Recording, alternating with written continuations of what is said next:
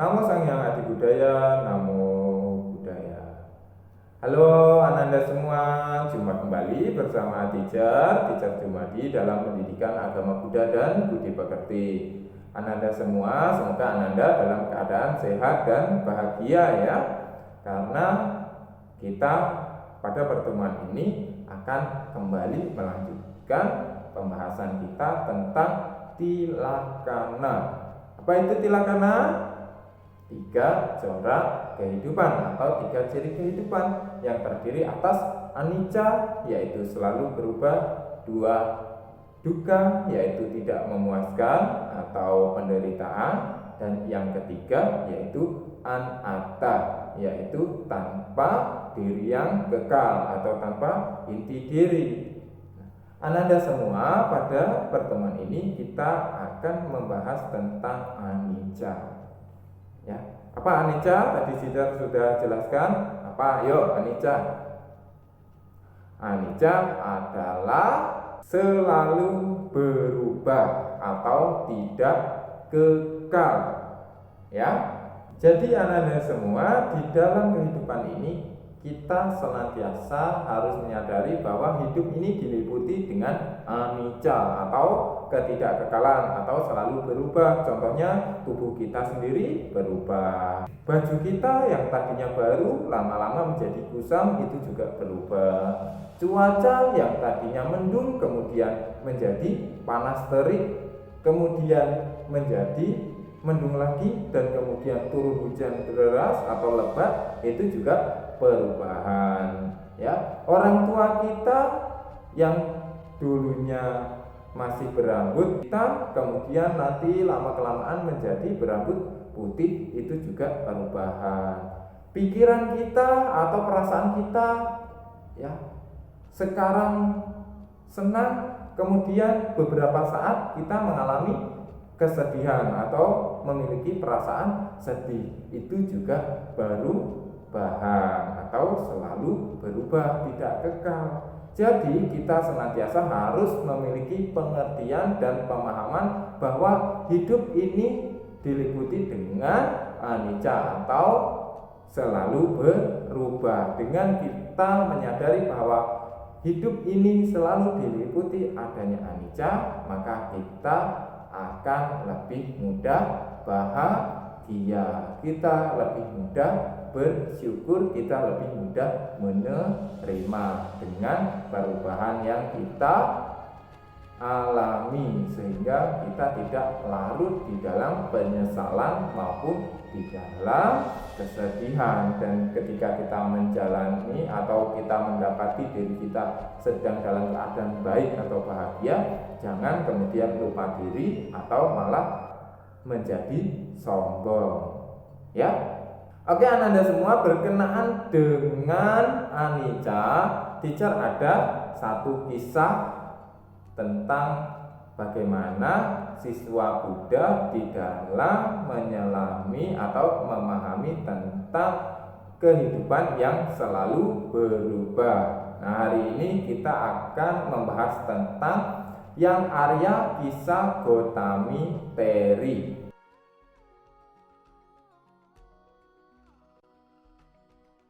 Siapakah yang Arya Kisah Gotami Teri? Di dalam kehidupan Buddha atau di masa kehidupan Buddha ini ada seorang gadis wanita yang bernama Kisah Gotami. Beliau adalah seorang gadis dari keluarga miskin di kota Savatthi. Ya, nama yang sebenarnya dari beliau adalah Gotami. Tetapi karena beliau memiliki tubuh yang kurus, maka kemudian beliau dimanggil sebagai Kisah. Nah, kehidupan Kisah itu atau kehidupan Kisah Gotami ini pada awalnya sangat menyedihkan. Kenapa? Karena tubuhnya yang kurus. Kemudian setiap orang yang melihat kisah Gotami berjalan ini dengan badannya yang tinggi dan kurus, ini tidak ada seorang yang melihat kebaikan atau keindahan di dalam dirinya. Nah, karena hal itu ya, kemudian kisah Gotami ini sulit mendapatkan suami. Kenapa? Karena di samping beliau berasal dari keluarga miskin, beliau juga memiliki tubuh yang kurus sehingga tidak memiliki daya tarik. Namun suatu ketika tanpa diduga, kisah Gotami melakukan suatu kebaikan, dan kebaikan itu kemudian dilihat oleh seorang pedagang yang kaya. Ya, kisah Gotami ini walaupun beliau miskin, walaupun beliau ini kurus dan tidak begitu menarik, tapi kisah Gotami ini memiliki kebaikan hati. Beliau ini adalah seorang gadis yang sangat baik. Nah, setelah melihat kebaikan dari kisah Gotami, seorang pemuda yaitu pedagang kaya ini menganggap bahwa kebaikan tidak dapat dilihat dari penampilan luar saja. Kemudian pedagang tersebut akhirnya melamar dan menikahi kisah Gotami. Setelah menikah dengan pedagang kaya tersebut, ternyata keluarga dari kisah Gotami ini masih memandang rendah kisah Gotami karena beliau berasal dari kasta atau keluarga yang miskin dan juga penampilannya yang tidak menarik. Hal tersebut kemudian membuat kisah Gotami ini menjadi sangat sedih dan menderita, terutama karena suaminya yang tercinta harus menghadapi konflik atau pertentangan dengan orang-orang atau keluarga yang disayanginya, seperti orang tua dan para sanak keluarga lainnya. Kemudian setelah pernikahan dan waktu yang berlalu atau pernikahan yang berjalan sekian waktu, lahirlah seorang bayi laki-laki dari pernikahan itu. Nah, karena kelahiran dari anak laki-laki tersebut ini membuat kisah Gotami mulai diterima dan dihormati oleh seluruh keluarga suaminya. Ya, kisah Gotami sangat bahagia sekali atas kelahiran anaknya tersebut. Tetapi patut disayangkan bahwa kebahagiaan atas kelahiran anaknya itu tidak berlangsung lama. Kenapa? Karena anak dari kisah Gotami ini meninggal dunia ketika anak tersebut baru mulai belajar untuk berjalan. Kematian dari anaknya itu membuat kisah Gotami ini amat sedih dan amat takut. Kenapa? Karena beliau berpikir bahwa akankah keluarga suamiku kemudian memandang rendah diriku dan menyalahkan diriku atas semua kesalahan atau atas semua yang telah terjadi. Kemudian kisah Gotami dalam pikirannya yang kalut, yang bingung, ini memiliki pikiran bahwa oh tidak, aku harus berbuat sesuatu. Aku harus kembali menghidupkan anakku. Anakku belum mati, anakku belum meninggal, dia hanya sakit. Ya, hal itu kemudian membuat kisah Gotami ini menjadi kacau dalam pikirannya dan kemudian dianggap gila oleh masyarakat di kota tersebut. Kenapa kisah Gotami bisa seperti itu? Yang pertama, karena kisah Gotami diliputi atas ketakutan dan kebingungan. Kemudian kisah Gotami ini tidak pernah melihat kematian sebelumnya, sehingga kisah Gotami ini tidak bisa menerima kenyataan bahwa anaknya ini telah meninggal dunia dan dia menganggap hanya sakit. Dan kemudian dia berusaha untuk mendapatkan obat untuk menyembuhkan anaknya karena dia merasa bahwa anaknya itu sakit, bukan meninggal. Dengan menggendong anaknya ke sana kemari, kisah Gotami kemudian meminta obat dari rumah ke rumah kepada masyarakat yang ada di kota Sawati. Tolonglah berikan aku obat untuk anakku yang sakit ini. Ya, ucapan dari kisah Gotami yang penuh dengan pengharapan. Tetapi pada saat itu ya, tidak sedikit orang yang malah mengejek kisah Gotami tanpa perasaan bahwa kisah Gotami ini sedang dilanda duka atau sedang dilanda kesedihan. Mereka menganggap bahwa gila, kisah Gotami ini gila dia. Anaknya sudah meninggal, kenapa masih mencari obat? Harusnya segera dikremasikan atau dimakamkan. Namun dari sekian orang tersebut ternyata ada seorang yang baik hati dan bijaksana yang tiba-tiba melihat kisah Gotami dan iba atau rasa kasihannya muncul kepada kisah Gotami. Kemudian dia menasehati kisah Gotami untuk menemui Buddha. Saudari, kata orang tersebut yang baik hati ini, saudari, pergilah kepada Sang Buddha. Beliau memiliki obat yang kamu butuhkan, kata orang yang baik hati dan bijaksana itu. Kemudian dengan bergegas kisah Gotami ini mencari tahu di mana saya harus menemui Sang Buddha. Kemudian orang yang baik hati dan bijaksana itu mengatakan bahwa kamu pergilah ke Jetawana Arama atau Wihara Jetawana milik Anatta Pindika. Nah, di sana Buddha sedang berdiam. Ya, kemudian kisah Gotami pergilah ke Wihara Jetawana dan kemudian menemui Buddha. Pada saat itu kemudian kisah Gotami ini memohon kepada Buddha, "Yang mulia, tolonglah berikan obat yang dapat menyembuhkan anakku yang sakit ini." Kemudian kisah Gotami meratap sedih, meratap tangis dan memohon kembali kepada Buddha dengan permohonan untuk menyembuhkan anaknya yang sakit. Lalu kemudian Buddha menjawab, "Gotami, mintalah segenggam biji lada dari rumah keluarga yang belum pernah mengalami kematian." Mendengar hal itu kemudian kisah Gotami segera menjawab, "Baik yang mulia, baik yang mulia." Dengan pikiran yang gembira tersebut kemudian kisah Gotami pergi menuju ke rumah-rumah warga dengan membawa anaknya yang telah meninggal dunia di gendongan atau digendong oleh kisah Gotami ini. Kisah Gotami kemudian mengunjungi rumah ke rumah. Diketoklah pintu. Tuk, tuk, tuk, tuk, tuk. "Wahai Tuan, bolehkah saya meminta segenggam biji lada?" tanya kisah Gotami. "Oh, tentu saja," jawab si tuan rumah. Diberikanlah segenggam biji lada kepada kisah Gotami. Kemudian kisah Gotami bertanya lagi, "Oh Tuan, apakah di rumah ini tidak pernah mengalami kematian dari salah satu anggota keluarganya?" Kemudian tuan rumah itu menjawab bahwa tentu saja pernah. Ya, di rumah ini ada kematian atau pernah mengalami kematian. Nenek saya telah meninggal atau wafat. Kemudian mendengar hal tersebut, kisah Gotami meninggalkan rumah itu dan menanyakan ke rumah-rumah yang lainnya.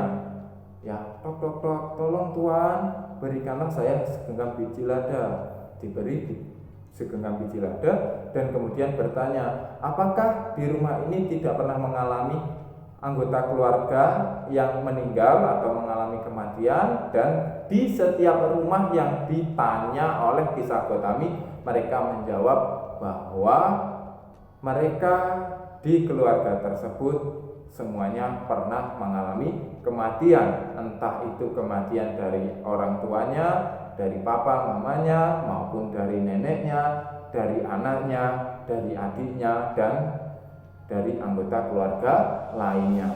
Hal itu dilakukan oleh kisah Gotami hingga senja menjelang malam hari. Dan akhirnya kisah Gotami menyadari bahwa bukan hanya ia seorang yang terpukul atas kematian orang-orang yang disayangi.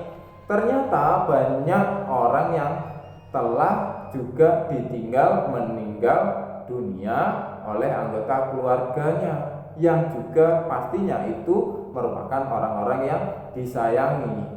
Nah, Ini merupakan segi-segi kehidupan manusia. Kisah Gotami kemudian menjadi sadar dan mengerti bahwa pada setiap kelahiran ini pasti akan mengalami kematian. Ada muncul, tentu saja ada lenyap. Tak lama setelah menyadari hal itu, kemudian sikap dari Kisah Gotami terhadap anaknya yang telah meninggal dunia ini berubah, dan ia tidak melekat kepada anaknya lagi. Kemudian Kisah Gotami dalam perjalanan menuju ke Wihara Jetavana, beliau akhirnya kemudian memandikan merawat anaknya dan kemudian memakamkan anaknya di hutan.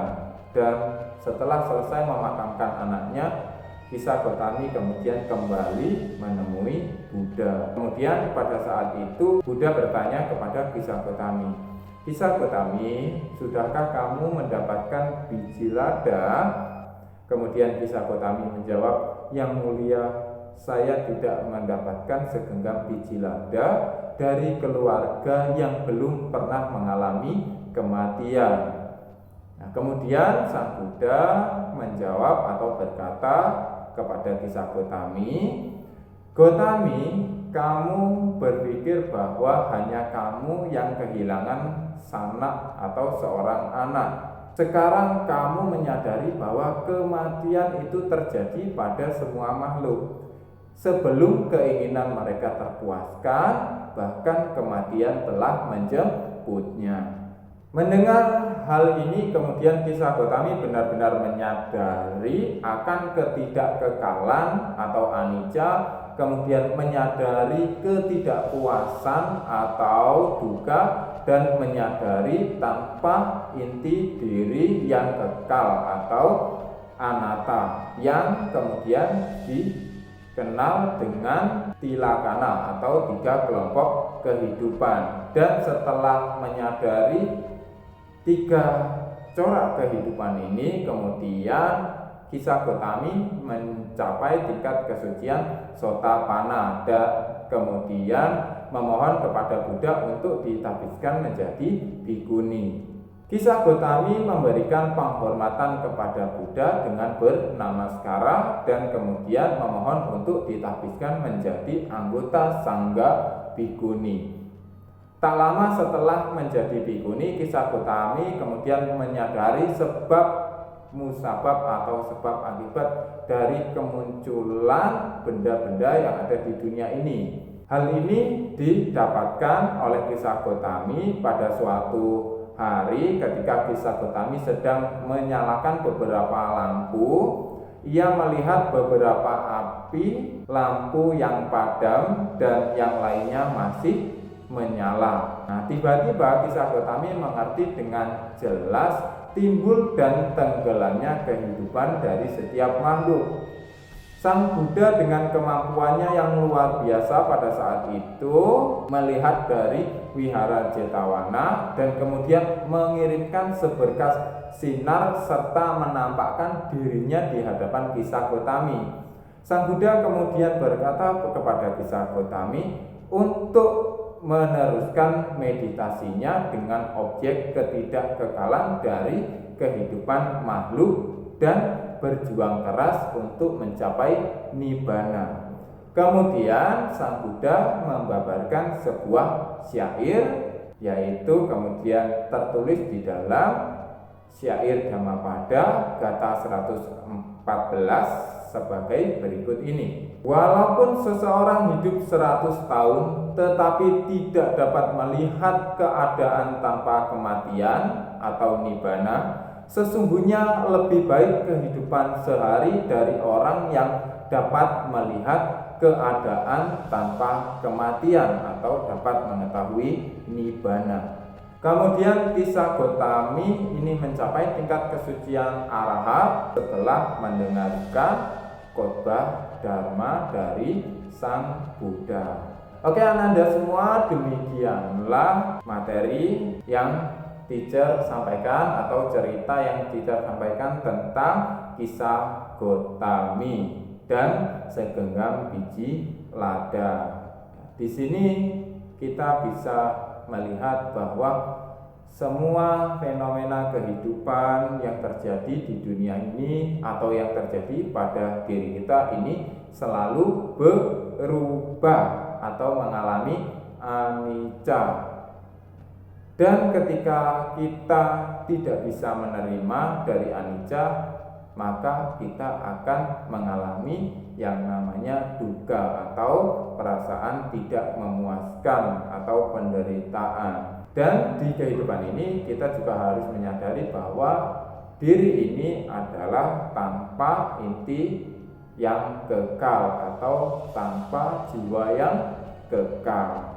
Dengan memahami tiga hal ini, maka tentu saja kita akan lebih mudah untuk bahagia seperti yang terjadi pada kisah Gotami. Ya, kisah Gotami telah menyadari adanya anicca, dukkha, dan anatta.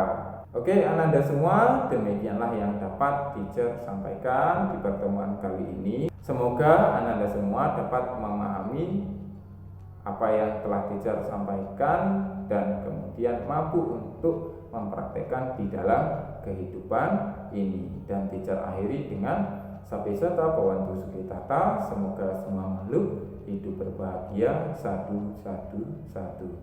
Namo Sang Hyang Adi Budaya. Namo.